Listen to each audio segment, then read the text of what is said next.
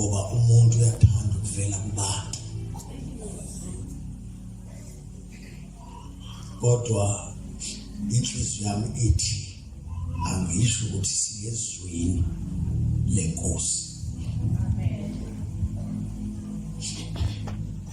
Kufanele uvule amadlebe omabili lawa uphinde uvule nalawa amanye ngoba siyezwini lenkosi. Amen.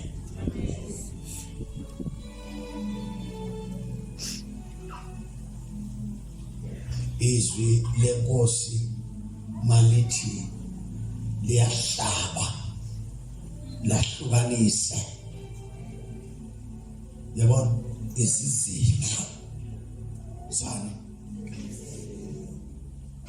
akhulunywa ngalento eyibonayo le othi mangathi awubambe inhliziyo yakho uyibambe ngeke akhulunywa ngaleyo nto ukhulunywa ngenhliziyo laphekwa khona ububi bonke nalaphekwa khona ubuhle bonke. Uthi uNkulunkulu ngimtholile owani manje ke inhliziyo indawo iground la uNkulunkulu athi mayifuna umuntu ahlangane naye khona eKristweni. Engamiyo phela le inhliziyo njengoba nihleli lapha nje akekho umuntu noyedwa nohleduze wakho owaziyo inhliziyo yalo ukuthi cashangani manje njengoba sikhonza nje khona ongekho kulendlu inhliziyo yakhe isemnambithi awunangana mana izolema inhliziyo yakhe kuphi kodwa yena ukuphi kusho uyabona ukuthi akuyona lento eyibonayo masikhuluma ngenhliziyo sisho lento ongathi mawuthatha umbese uyisike kodwa ikhona into esentweni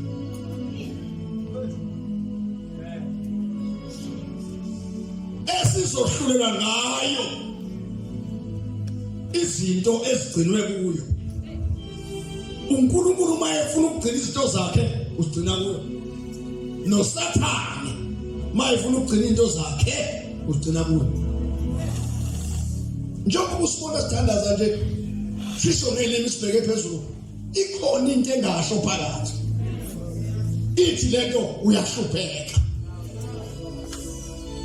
kodwa enhlizweni uthi siyabonga baba. Kuyazwakala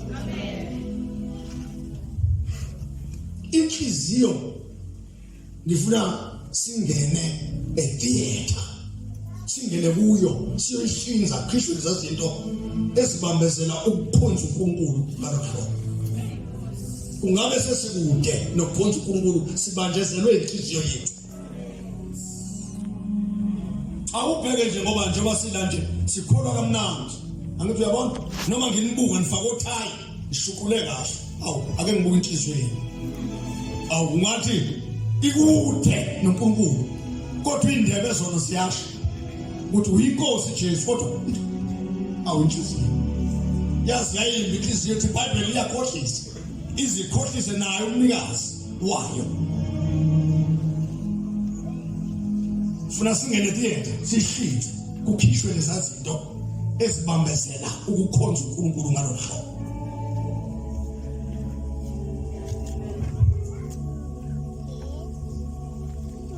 Inhliziyo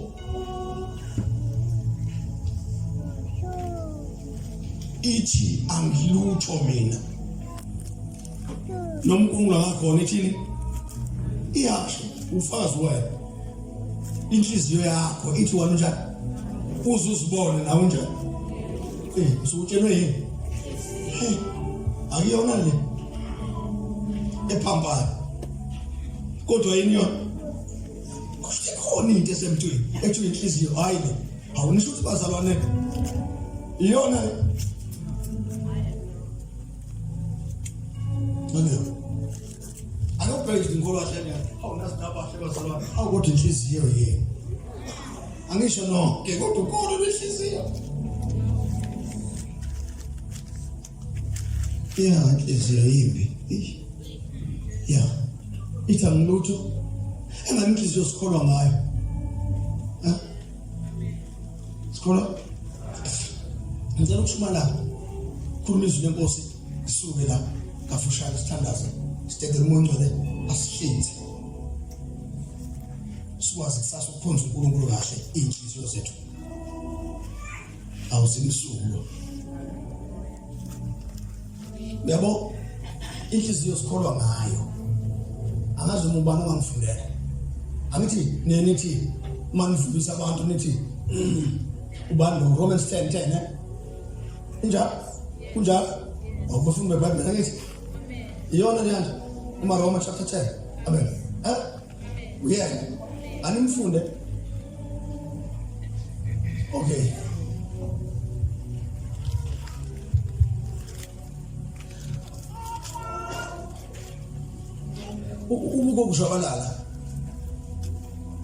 kokushabalala awuphakama ko wekho nangu kokushabalala ngibona uthenga imoto Jesus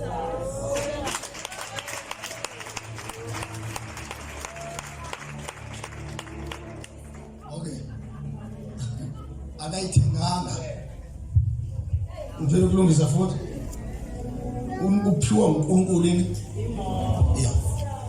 angazi sawa sesidala sipho uNkulunkulu imoto khona kade thanda setha ukusinipha imoto yajomba imoto yahlala kokushabalala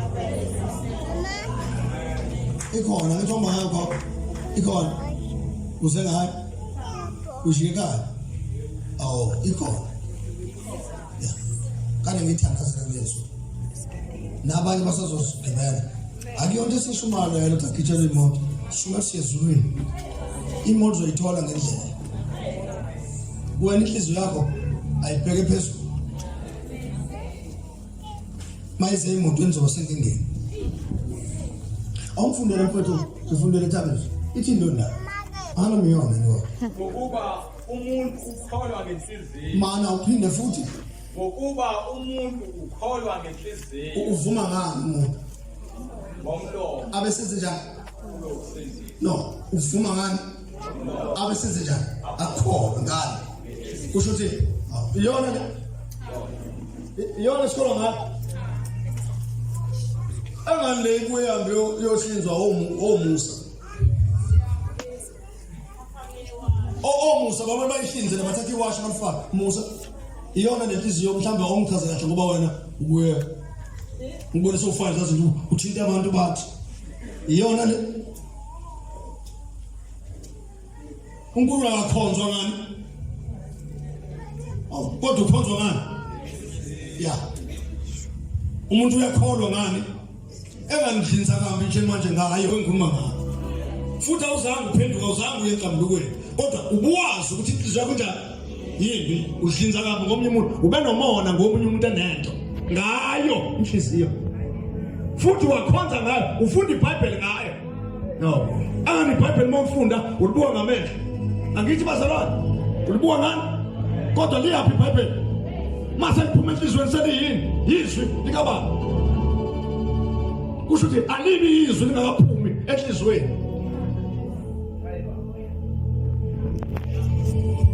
uyazwakala kodwa funda umuntu wenze njani umuntu ukholwa ngenhliziyo ukholwa ngani umuntu ukhulu bazalwane kuthi sekushuneliwe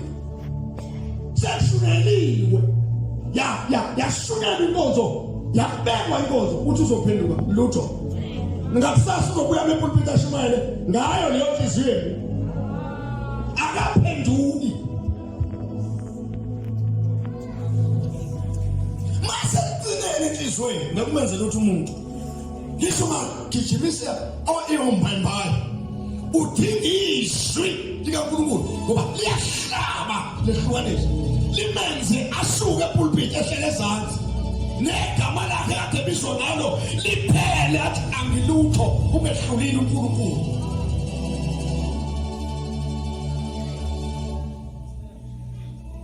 Ungehlulile. Ngeke uzoshumayela uhlulwe uNkulunkulu ngezwi lakhe. Nami ngaphinda futhi. Ma uke wakwehlula uNkulunkulu ngezwi lakhe kanti unento esenhlizweni ebhedayo ngeke ushumayela. Ngoba usuke usashuthi inhliziyo yakho iyakhanya idathuliwe iyamesaba uNkulunkulu. Luke chapter number 12 Luke chapter number 12 ubani la verse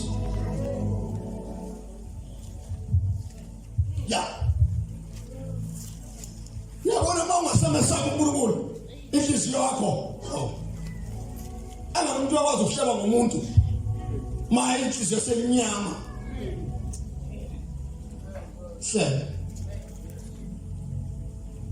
asihlinzeni inhliziyo yami ithini lo ndaba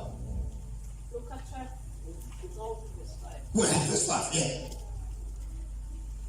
kodwa ngiyakuntshengisa enyakumesaba ngifuna nazi umuntu afanele menze njani abantu abaningi njengoba benanje basaba ubishop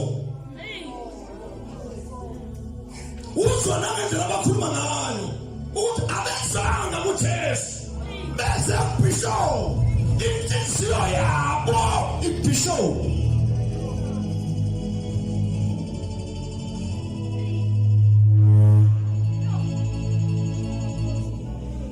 noma benza izinto uyabona lo muntu isigebengu sase-international kodwa asihlatshwanga yizwi likaThixo ukuthi ahambe esaba ubishop. Umuntu osaba ubishop uyona kodwa osaba uNkulunkulu akoni ngoba imbewu ihlala kuye eyizwi likaNkulunkulu. Kuthi noma kufika inhlebo kuvuka izwi lithi hayi wena liya nomoya ingcwele lithi hayi wena awuhlebi wena akhulunywa kabi la embusweni kaJesu hayi international. Ubona umuntu ehleba umholo wakhe nje use-international hayi embusweni kwi-kingdom ahletshwa.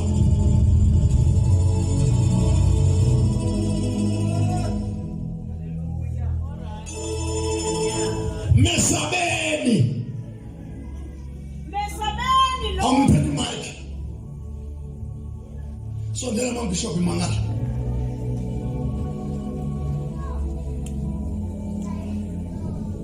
uyazi kuthi angibuza ukuthi besisithanda senenkosi athi siyezwini la sengiyakhumbula nami wengcwele ngikumbusile bishop.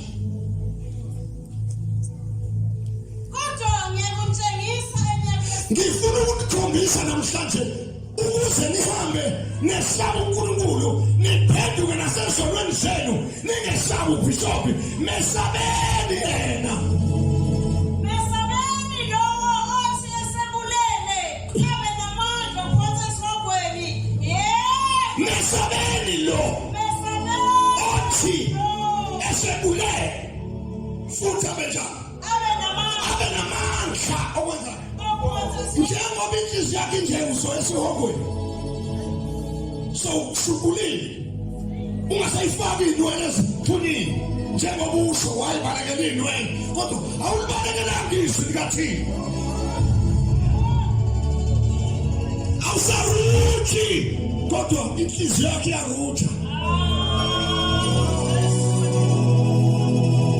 awafaka amaqili kodwa inhliziyo akhona awuqoka abaphuwe nange enhliziyweni lungisa inhliziyo uzofa uthi sewufile shona esogweni.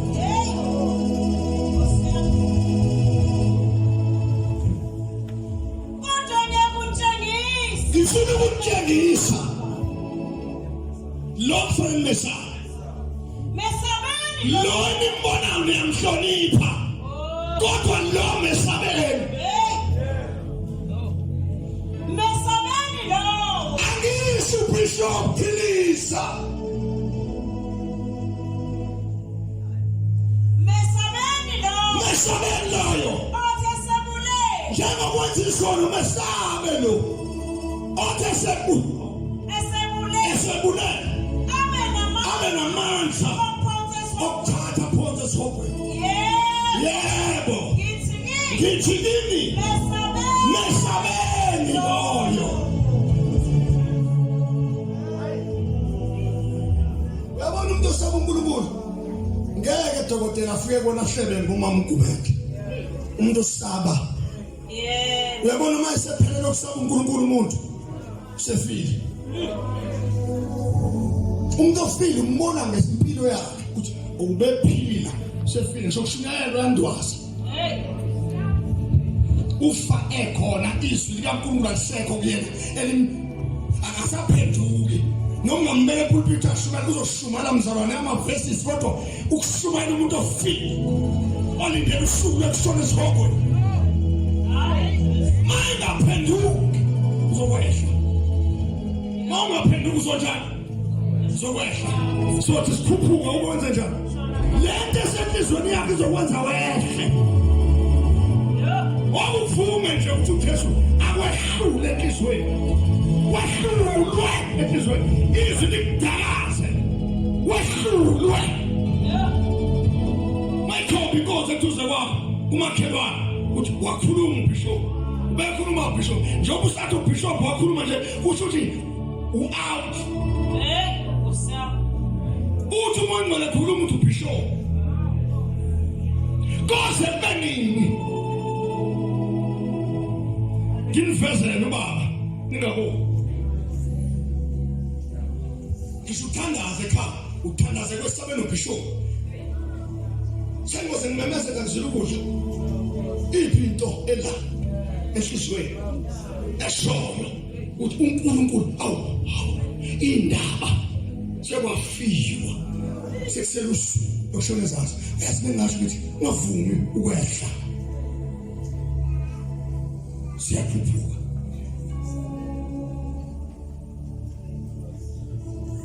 Kodwa ngiyakutshengisa. Ngiyakutshengisa. Enyamesaba. Mesabeni lo.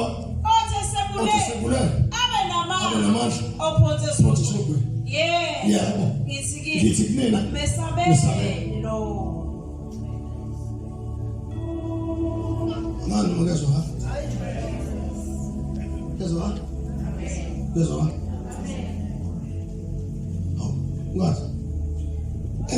ungathi mawubambene nempi. Ungayi ebantwini uyothi. Wakha amavesi awu. Ngoba amavesi enze njani? Ayakheka.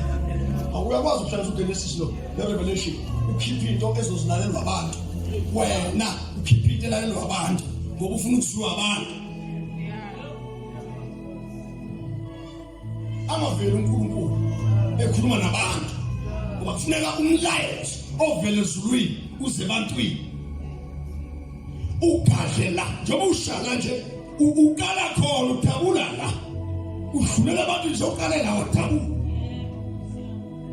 njefanele yokhala nkosi yimi yenda umuntu angaphenduki yashunyezwa njalo ungakuthi aphenduke edodeni ufuna ukushumeza abantu kodwa futhi uyehluleka kodwa futhi akafuni ukuthi uyehluleka omuntu usuzwe ngomsindo mambisho eshumayela uthi umsindo womuntu akekho uNkulunkulu kulento umsindo womuntu wento yakhiwe akekho uNkulunkulu kulento yingaba lento ingasihlabi kodwa asidabu aphenduka umuntu enhlizweni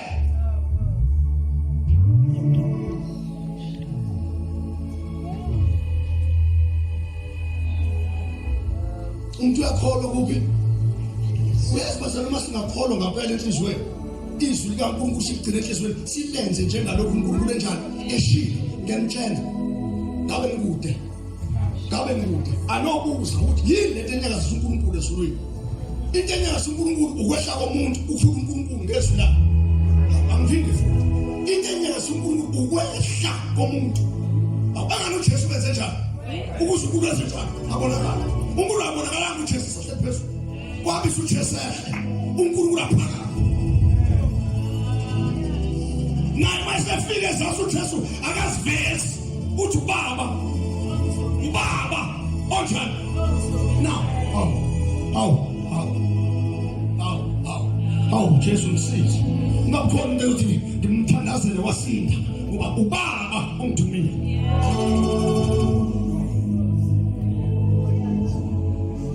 Ukholwa ungenaphi? Ungenaphi ukholwa? Hayi meshwe ngenaphi? Kodwa izwi likaNkulunkulu lingena ngokuningibuka bese lingena lezi njalo liyenhlizweni. Angazi ngiyona ngoba le inenkani iyazwakala. Uzwakala ngendlela othi mase ufike la ekhaya ubonana ngolako nalo ukuthi ayikhobozeki. Oze kusiza izwi likaNkulunkulu likhobozele lenhliziyo. Abanye bashadile nje kuyaliwe emakhaya. Izwi likaNkulunkulu omuntu unkosikazi wakhe uyisilwi ayilali indoda unkosikazi wakhe inkonzi ube inkonzi ethandazayo ngabe indoda seyikude unkosikazi obhizi nomsindo ekhaya akahlatshiwe izwi likaThixo uma behlatshwe izwi likaThixo ubezothandaza ethandazela indoda ehlatshwe izwi unomsindo akaphenduki futhi ukhonzeka kanzima kube fundisi nabavangeli nabashumayeli bahamba nabantu abangahambisani nabo baseleke emuva ngabe kuyathandazwa baseleke nabafuna imishado engathi ngabatshela hayi thandaza ngoba umuntu ozwana endlini inkonzo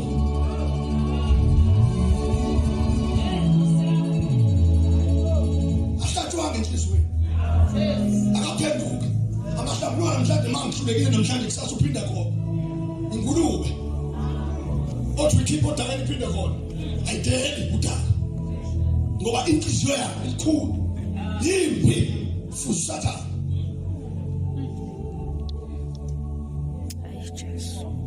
mawungaphenduki uzofa ubuthi sewufile shona ezansi manje uNkulunkulu uzonceda ukuthi angashona ezansi esekhona uJesu ethi iBhayibheli wathatha ikhiye zokufa nani manje ukufa kuvaliwe ubani osafuna ukushona ezansi ekhona uJesu ngoba uJesu uvula umnyango ukuthi bonke abantu abahlambuluke usibonke abanethemba kuya kanjani basihlambuluke njalo kanjani kusho uJesu izwi la sikholwa ngani ya masiwa futhi wangayo mabuyiwa nje kuwo manje engani intombazane ithi lapha sibona umfana lapha ngamehlo kodwa angena umfana kuphi usuke ngena ngenhliziyo uyibona ukuthi seshintile ngasathanda ukukhonza ihlehla futhi nyovana intombazane ayikazi yamitha ungazange ngene umfana enhlizweni ma ungaqinisekisa ungenizwi enhlizweni nakukude buka lento iyakulanga phela intombazane ikhishwa la izwi likaSathane yehle ehliswa izwi likaSathane uma bethiwa uNkulunkulu beyimlalela bengeke ilalela izwi likaSathane beyizokhizwa izwi likaNkulunkulu ihlale nezwi likaNkulunkulu ukuze uNkulunkulu athi mayekhuluma ingehli kodwa iphakame izwi likaNkulunkulu lehlisi liyakhuphula umuntu izwi akaze sihleli uyehliswa yilo vele limkhuphulayo hayi amavesi webashumayeli bafundisa webazalwane angisho amavesi ngisizwi amavesi ufike ngesonto waphiphelile ukuthi uzofundisa abazalwane bazokujamela nje ngoba ukhuluma amavesi khuluma izwi eshintsha umuntu umuntu ohlatshwe izwi uyashintsha uyathanda uhlatshiwe uyashintsha osabona ubishop kuyenzeka ukuthi angene ngomnyango efuna ubishop amfice ubishop ingozi ubishop izomamdlulisa umuntu amhluzule kuJesu hayi ingozi nami ngizofa ngilapha ngishona ezansi uma ana ngimtshela ukuthi khona omkhulu kuna angithi nla benjinze kumina no khona omkhulu ngami mawugejela ugejile njalo umuntu uzokuya bishop mawuzofundisa nomina uphelele kumina nenkinga ngeke vuma iBhayibheli umuntu ovuma isono sakhe asenzenjani asishiye ufuma nani uthi uma uvuma isono ngashiye umusa awusetheleke ya ngoba umuntu ofihla isibhabhelo sakhe kanjani aphumelele kunento encane nje ucela into ethize esonweni awuyithola inkingi leyo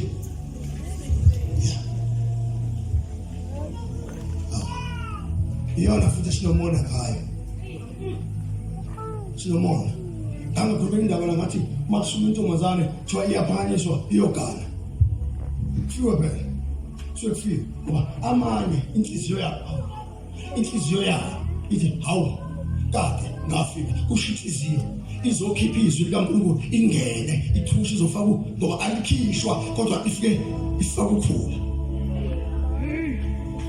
ngoba liphumula kodwa isitha seleseze njani sifaka ukhula ukuze kuthi kukhula izinto zikaThixo nokhula lunjani liyakhula uhamba umuntu uyacomplain endlini noma ekholo uhambe complain into ebenzo lento ecomplainayo ukhula noma izwi likaNkulunkulu likhona nokhula nalo liyakhula nokhula nezwi likaNkulunkulu linjani liyakhula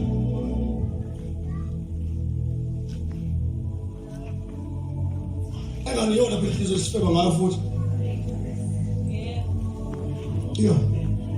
sejwa ngayo qala khona kufebeni ubufebe uqala khona enhlizweni phezulu uthe xa umuntu ehlele ezantsi eseyofeka ngenyama useseqalile wafeba enhlizweni sekuphelile enhlizweni umuntu uthumele enyameni nje kudala efile enhlizweni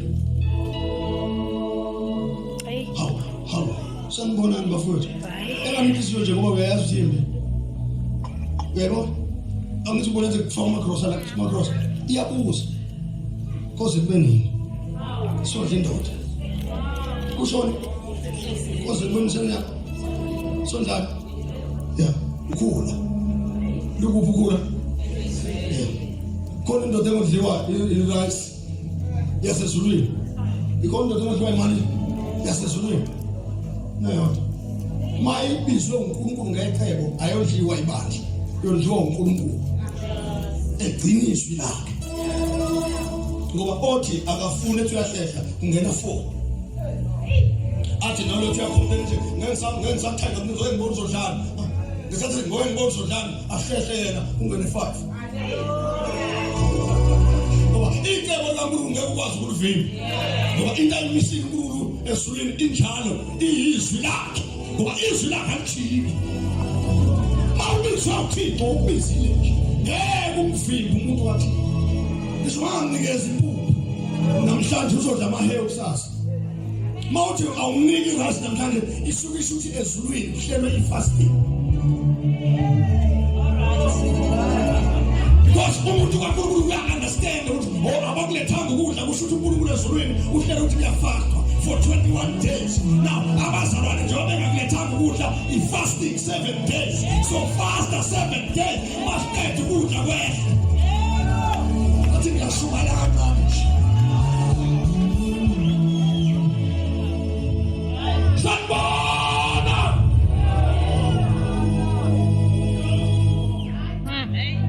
kwayibona uJesu le awufuna incwadi kaJohn chapter 14 verse 1 ivele icace pha ukuthi into ekhathazekayo yini